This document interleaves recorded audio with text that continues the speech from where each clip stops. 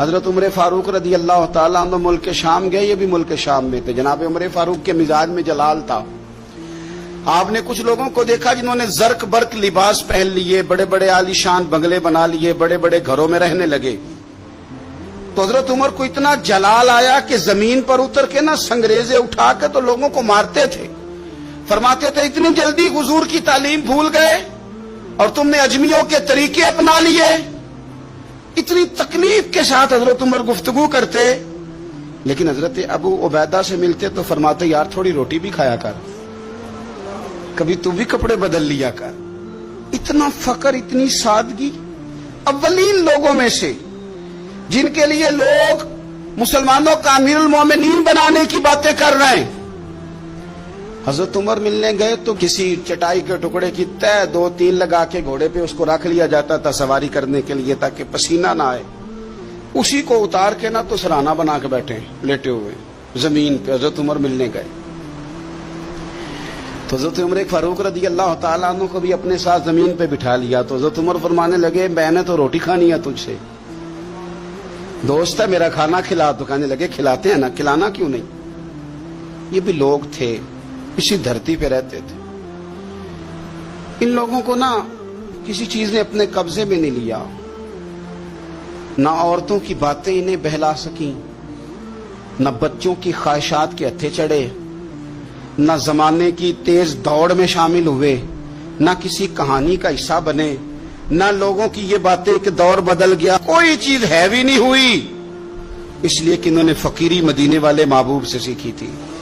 فقر میرے نبی کریم علیہ السلام سے سیکھا تھا، فقر تازہ تھا، ذہن وسیع تھا۔ حضرت سیدنا عمر نے کہا روٹی کھانی ہے تو تھیلے میں ہاتھ ڈالا، 2 خشک ٹکڑے روٹی کے نکالے اور فرمایا کھا لے۔ تو حضرت عمر نے پکڑ کے منہ میں رکھے، چبائے اور جناب عمر رو پڑے۔ فرمانے لگے ہر بندے کو دنیا نے اپنے قبضے میں کر لیا ہے، لیکن ابو عبیدہ تو آج بھی بچا ہوا ہے۔ دنیا تجھے اپنے جال میں پھنسا نہیں سکی، تو قابو نہیں آیا، تو آج بھی اپنی جگہ پہ قائم ہے، تو وہیں کھڑا ہے جہاں مدینے والے محبوب نے ہمیں کھڑا کیا تھا، تو وہیں کھڑا ہے یار۔ اتنے حسین آدمی، اتنا بڑا نام، اتنا بڑا قد، اتنا بڑا کردار، اتنا بڑا حسن، ہزاروں کی فوج کے سپہ سالار ہیں۔ اگر میں کہہ دوں چیف آف آرمی سٹاف ہیں، میرا خیال ہے میری بات غلط نہ ہوگی، اتنی بڑی فوج کے سپہ سالار، اور اس فوج کے سپہ سالار جس میں کئی دفعہ سپاہی بن کے حضرت خالد بن ولید بھی لڑائی کر رہے ہیں، اتنی بڑی فوج کو کمان کرتے ہیں۔ لباس وہی سادہ، غذا وہی سادہ، انداز وہی۔ رومی بہت بڑی طاقت سمجھتے تھے اپنے آپ کو۔ جناب عمر کے زمانے میں ان کے خلاف لشکر کشی ہوئی۔ امیر کون ہے؟ حضرت ابو عبیدہ۔ ہاتھ میں تلوار پکڑی، گھوڑے پہ بیٹھے چلے گئے، محاصرہ کر لیا رومیوں کا، گھیر لیا۔ اب رومیوں نے کچھ تھوڑی سی مزاحمت کرنے کی کوشش کی، باہر آئے، لیکن کچھ بھی نہ ہو سکا، منہ کی کھا کے واپس اندر چلے گئے۔ کئی دنوں سے حضرت ابو عبیدہ کی فوج نے محاصرہ کیا ہوا ہے۔ جب تنگ آ گئے تو پیغام بھیجا کہ ہم صلح کرنا چاہتے ہیں۔ فرمایا صلح تو مسلمانوں کا پسندیدہ کام ہے، آ جاؤ۔ نے کہا جی ہم جزیہ دے دیں گے، ہم کسی طریقے مسلمانوں کے اطاعت میں آ جائیں گے، آپ ہم سے بات کریں۔ فرمایا بھیجو۔ ان کا سپہ سالار آیا، انہوں نے روب ڈالنے کے لیے نا مسلمانوں پہ سپہ سالار کو بڑے قیمتی کپڑے پہنائے، زرق برق لباس، عالی شان پوشاکیں، 5-7 لوگ ساتھ۔ یہ لوگوں کا طریقہ ہوتا ہے، وہ پریشر ڈالنے کے لیے لوگ کرائے کا مکان بھی خرید لیتے ہیں، کرائے کی کار بھی حاصل کر لیتے ہیں، لوگوں کے برتن بھی استعمال کر لیتے ہیں، کسی کے گھر سے فرنیچر بھی منگوا لیتے ہیں۔ تو آپ نے نا وہ زرق برق لباس پہنے ہوئے ان لوگوں کو آتے دیکھا۔ اب وہ بڑے اپنے انداز میں تو روب ڈالنے کے لیے آئے تھے نا، تو آ کے پوچھا مسلمانوں کے امیر کہاں ہیں لشکر کے؟ تو انہوں نے کہا ادھر ہی تھے، یہیں کہیں ہوں گے۔ بڑا حیران ہوا کہ ہم تو بڑے لاؤ لشکر کے ساتھ ہیں۔ یاد رکھ لیں روب کپڑوں کا نہیں ہوتا، روب کردار کا ہوتا ہے۔ پھر پوچھا کہاں ہیں؟ نے کہا جناب وہ سامنے خیمے میں دیکھ لو۔ وہ خیمے میں گئے تو اتنی بڑی فوج کا سپہ سالار زمین پہ بیٹھے اور اپنے تیر سیدھے کر رہے ہیں۔ اب وہ بڑے زرق برق لباس میں کہنے لگا ابو عبیدہ بن جراح آپ ہیں؟ فرمایا میں ہی ہوں۔ کہا ملنا تھا؟ فرمایا آ جاؤ۔ کہنے لگا آپ تو زمین پہ بیٹھے ہیں۔ تو آپ فرمانے لگے ہمارے بزرگ زمین پہ ہی چلتے تھے، زمین پہ ہی بیٹھتے تھے، زمین پہ ہی کھاتے تھے، نیند آتی تھی تو زمین پہ ہی سو جاتے تھے۔ وہ حیرانگی سے کہنے لگا آپ اتنے بڑے سپہ سالار ہو کے اس طرح رہتے ہیں؟ فرمانے لگے میری ضروریات ساری پوری ہوتی ہیں، پھر بھی کبھی کوئی مشکل بن جائے تو میں تھوڑا سا قرضہ لے لیتا ہوں حضرت معاذ بن جبل سے، ان کو مشکل آ جائے تو مجھ سے لے لیتے ہیں۔ تو بالکل صحیح گزارا ہو رہا ہے کہ اس طرح کیوں بیٹھے ہیں، یہ کیا بات ہوئی؟ ہمارے ہاں لوگوں کا رونا دھونا نہیں، روز مکان کوئی نہیں تو رو پڑے، بچے کی شادی کرانی ہے تو رو پڑے، او ہو جی کیا بتائیں غریبی بڑھی ہے تو رو پڑے۔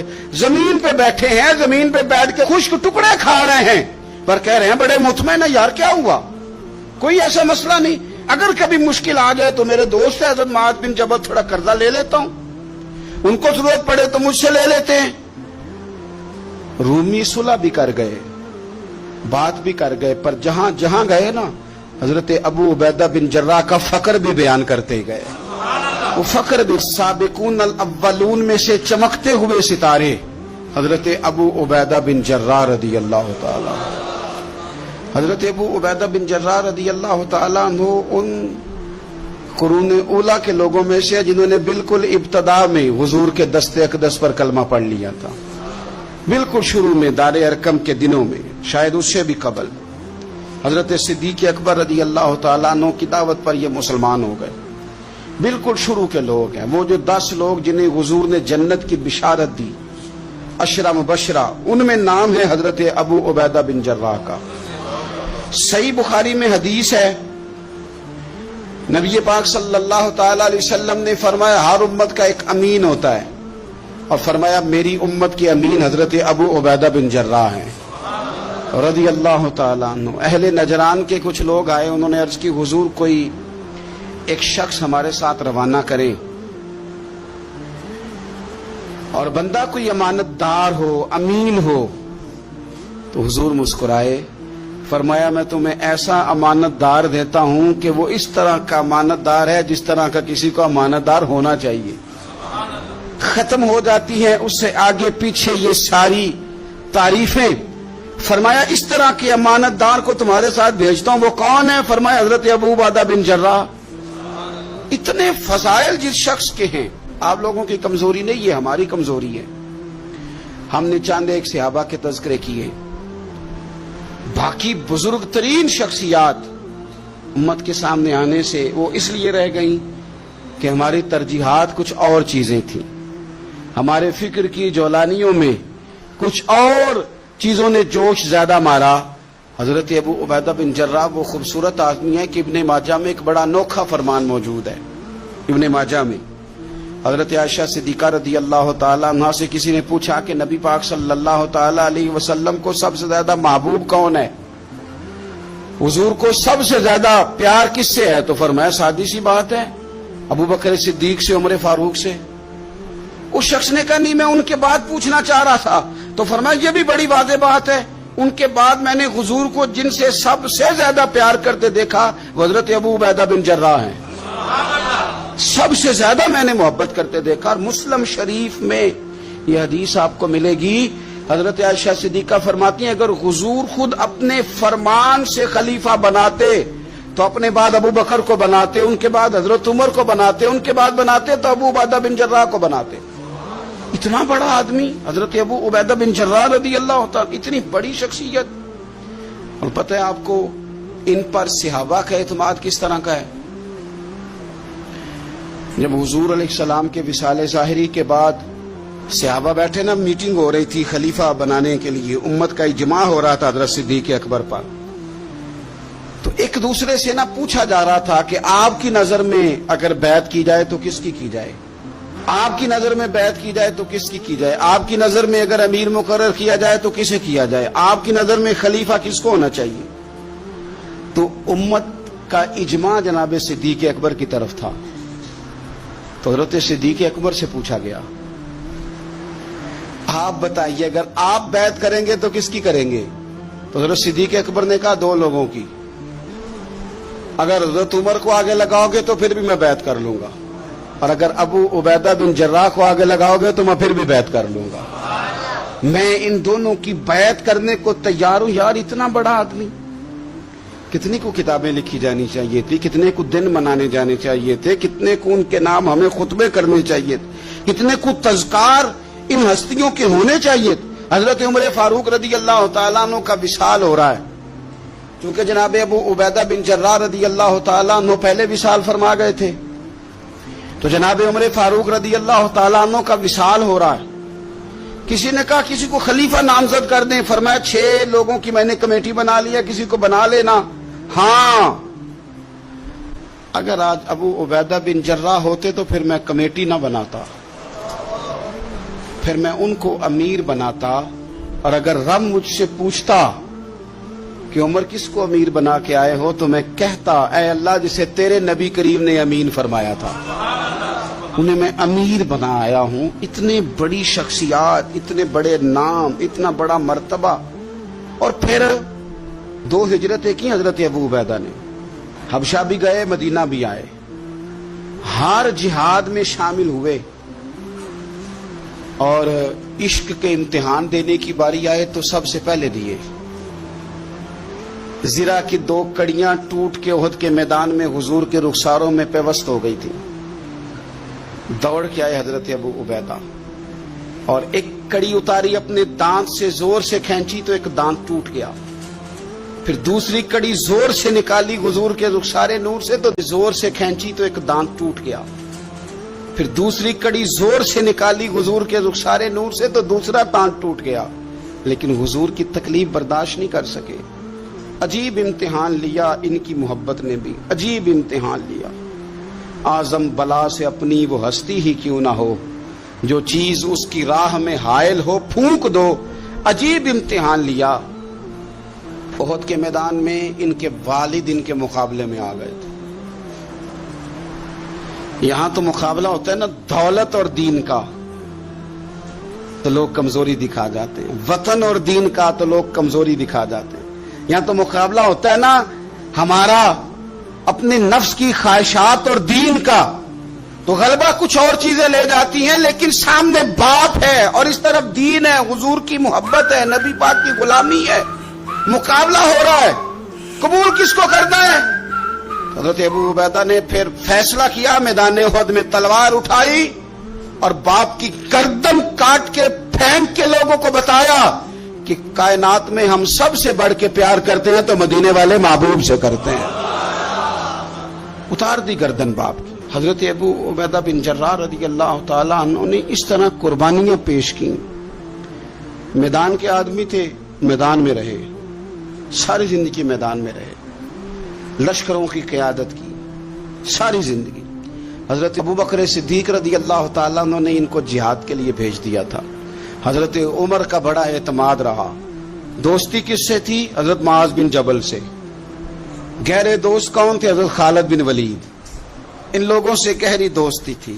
سادہ بود و باشت, سادہ کھانا, سادہ اٹھنا بیٹھنا, سادہ مزاج. حضرت ابو عبیدہ بن جراح رضی اللہ تعالیٰ عنہ نا اپنے گھر میں بیٹھ کے رو رہے تھے, روتے جا رہے تھے. تو کسی نے کہا کیوں رو رہے ہیں؟ مسند امام احمد بن حنبل میں موجود ہے. فرمانے لگے نبی پاک علیہ السلام نے مجھے ایک دن کہا تھا کہ فتح ہو جائے گی, بڑے بڑے علاقے فتح ہوں گے, تو اپنے آپ کو سنبھال کے رکھنا. 3 خادم تیرے لیے کافی ہیں, ایک جو گھر میں کام کاج کرے, ایک جو تیری خدمت کرے, ایک جو تیرے سفر میں جائے, اور 3 سواریاں تیرے لیے کافی ہیں. زیادہ لوگوں نے بڑے بڑے جانور رکھے ہوتے تھے نا, 3 سواریاں ابو عبیدہ تیرے لیے کافی ہیں. ایک تیرے سفر کے لیے, ایک مال و اسباب اٹھانے کے لیے, ایک تیرے غلام کے لیے. زیادہ مال نہ جمع کرنا. یہ بات کرتے ہوئے رو پڑے. فرمانے لگے ہم لوگ اس جگہ رہ نہیں سکے جہاں حضور نے کھڑا کیا تھا. میرا استبل گھوڑوں سے بھر گیا ہے اور میرے گھر میں غلام بھی زیادہ ہیں. حالانکہ صحابہ کہتے ہیں کہ کچھ ایسا نہیں تھا, لیکن چند چیزیں جو موجود تھی ان پر بھی روتے تھے. اور فرماتے تھے نبی پاک صلی اللہ علیہ وسلم نے فرمایا تھا قیامت کے دن میرے زیادہ قریب وہ شخص ہوگا کہ جس طرح میں چھوڑ کے جا رہا ہوں قیامت میں مجھے اسی طرح ملے. فرمانے لگے میں اس طرح نہیں رہ سکا, سوچتا ہوں نبی پاک کو کیا منہ دکھاؤں گا, کیا منہ دکھاؤں گا کریم کو. رو رہے ہیں گھر میں بیٹھ کے, رو رہے ہیں. ملک شام میں نا طاعون کا مرض پھیل گیا. حضرت ابو عبیدہ وہاں تھے. حضرت عمر نے خط لکھا, فرمایا جلدی آ جاؤ, آپ سے مشورہ کرنا ہے. آپ سمجھ گئے کہ عمر نا مجھے یہاں سے نکالنا چاہتے ہیں کہ مجھے مرض نہ لگ جائے. جواب لکھا, کہنے لگے مجھے پتا ہے جو مشورہ آپ نے کرنا, میں مسلمانوں کو اکیلا چھوڑ کے نہیں آ سکتا, میں لشکر کا سپہ سالار ہوں, کیسے آ جاؤں, میں یہی رہوں گا. حضرت عمر نے خط لکھا کہ پھر آپ جابیہ کی جانب بھی چلے جائیں, تھوڑے سے وہاں موسم ٹھیک ہے, وہاں تشریف لے گئے. طاعون جب پوری طرح پھیل گیا تو منبر پہ کھڑے ہو کے حضرت ابو عبیدہ بن جراح نے خطبہ دیا. فرمانے لگے اس مرض سے گھبرانا نہ, تم سے بہت پہلے جو صالح لوگ تھے, نیک لوگ تھے, وہ اس مرض کی وجہ سے وصال کر گئے. یہ نیک لوگوں کی موت کا سبب بنا ہے, لوگوں گھبرانا نہ. فرمایا کرتے تھے میں تو دعا کرتا ہوں مجھے بھی خدا کی رحمت سے حصہ ملے. آپ جمعے کی نماز مسجد اقصی میں پڑھنے جا رہے تھے تو رستے میں طاعون کا حملہ ہوا, وصال ہوا طاعون کے مرض سے. عشرہ مبشرہ صحابی, امین امت, 58 سال عمر. جنازہ حضرت معاذ ابن جبل نے پڑھایا اور فرمانے لگے لوگوں پتہ ہے تمہیں آج کون گیا ہے؟ آج وہ گئے ہیں جنہیں حضور نے امین امت کہا تھا. آج وہ ہستی اٹھ گئی جنہیں نبی کریم علیہ السلام نے امین امت فرمایا تھا. حضرت معاذ ابن جبل نے جنازہ پڑھایا تو کچھ دنوں میں حضرت معاذ ابن جبل بھی طاعون کے مرض سے وصال کر گئے, ان پر بھی یہ حملہ ہوا. ملک شام میں حضرت ابو عبیدہ بن جراح کا مزار پرانوار ہے. حضور سے فقر سیکھا, زندگی فقیری میں گزاری.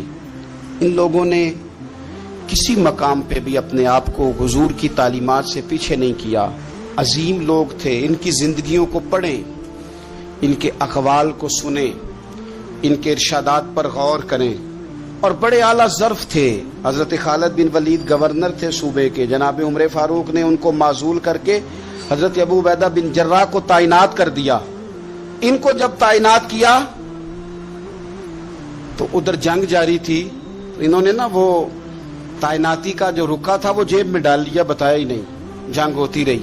حضرت خالد بن ولید کو کسی اور نے بتایا تو فرمانے لگے بعد میں آپ نے مجھے بتایا کیوں نہیں؟ آپ فرمانے لگے کوئی جلدی تو تھی نہیں, حالانکہ گورنر بنا دیے گئے اور جنگ ہو رہی تھی. میں نے کہا چلو بعد میں بتا دیں گے, کوئی مسئلہ نہیں. ایک دفعہ حضرت ابو عبیدہ بن جراح کو معزول کر کے حضرت خالد بن ولید کو سپہ سالار بنایا گیا.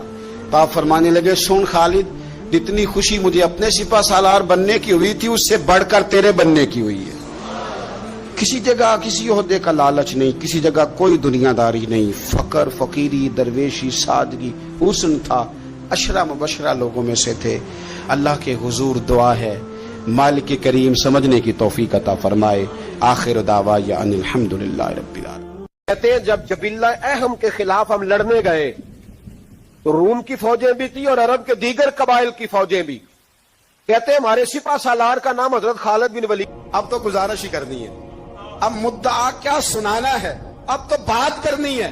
فرماتے میں آگے بڑھا اور جیسے بھی ہوا میں نے حضرت عمار بن یاسر کو راضی کیا. حضرت عمار کہتے ہیں ایک وقت وہ تھا اور ایک وقت یہ ہے. جب دونوں وقتوں کو دیکھتا ہوں تو کہتا ہوں الحمدللہ رب العالمین. یہ ساری تعریفیں اس رب کے لیے ہیں جو تمام جہانوں کو پالنے والا. وقت دے معاملات کو, ٹائم دے. آپ دیکھیں اللہ تبارک و تعالیٰ بڑا کریم ہے. حضرت سعد بن ابی وقاص نے قادسیہ پہ حملہ کیا تو بدھ مت عیسائی یہودی سارے کٹے, قلعہ بند ہو گیا. چاروں جانب دیوار تھی قلعے کی, بڑی بڑی فصیل, لمبی چوڑی, بڑا لمبا چوڑا گیٹ. باہر نہیں نکلتے, باہر نکلے تو جنگ ہونا. ایک علاقہ تھا وہ قلعہ بند ہو گیا. حضرت سعد بن ابی وقاص نے انتظار کیا, وہ باہر نہیں نکلتے. انہوں نے پہلے سے پلاننگ کی تھی, کوئی مہینے کا راشن لے کے وہ اندر چلے گئے. جناب سعد بن ابی وقاص کہنے لگے بھئی اب یہ دیوار تو گرانی پڑے گی. یہ دیوار جی کیسے؟ فرمانے لگے ایمان کی قوت سے. آپ نے نا انسانوں کی چار دیواری بنائی, اس دیوار کے گرد صحابی کھڑے کیے. توجہ میری طرف رکھیے. یوں چاروں جانب صحابہ کھڑے ہو گئے. جب صحابہ کھڑے ہوئے چاروں کونوں میں, اب یہودی, بدھ مت, عیسائی تینوں اندر ہیں. حضرت سعد بن ابی وقاص نے کہا چلو بھائی ایمان کی قوت سے بولو. صحابہ بولے لا الہ لا الہ خودی کا سر نہا لا الہ الا اللہ، خودی کا تیغ فسا لا الہ الا اللہ، خودی کا تیغ فسا لا الہ الا اللہ۔ اگرچہ بت ہے جماعت کی آستینوں میں، مجھے ہے حکم ازاں لا الہ الا اللہ۔ وہ 3-4 دفعہ کلمہ پڑھا تو دیوالے ہلنے لگے۔ حضرت شیر خدا رضی اللہ تعالیٰ عنہ وہ شخصیت ہیں کہ جن کے بارے میں میرے حبیب پاک صلی اللہ علیہ وسلم نے فرمایا جس نے اس سے محبت کی اس نے مجھ سے محبت کی، جس نے اس سے بغض رکھا اس نے مجھ سے بغض رکھا۔ اور نبی پاک صلی اللہ علیہ وسلم نے فرمایا علی کا بغض نفاق ہے، علی کا بغض نفاق ہے، منافق ہونے کی علامت ہے۔ اور فرمایا علی کا پیار ایمان ہے، علی کا بغض کتنی بڑی بات ہے، علی کا بغض نفاق ہے اور علی کی محبت ایمان ہے، علی کا پیار علامت ایمان ہے۔ 2-3 قسم کے گروپ بن گئے۔ ایک تو گروپ وہ ہے جو کہتا ہے حضرت علی اور بس، بعض کو تو کرم اللہ تعالیٰ وجہ الکریم کہنے کی بھی توفیق نہیں ہوتی، وہ کہتے ہیں رضی اللہ تعالیٰ عنہ کہا کرو، اس سے بھی آگے نہ جاؤ۔ وہ لفظ مولا جو خود نبی پاک نے بخاری میں مسلم میں موجود ہے، فرمایا من کنت مولا فہذا علی مولا، جس کا میں مولا اس کے علی بھی۔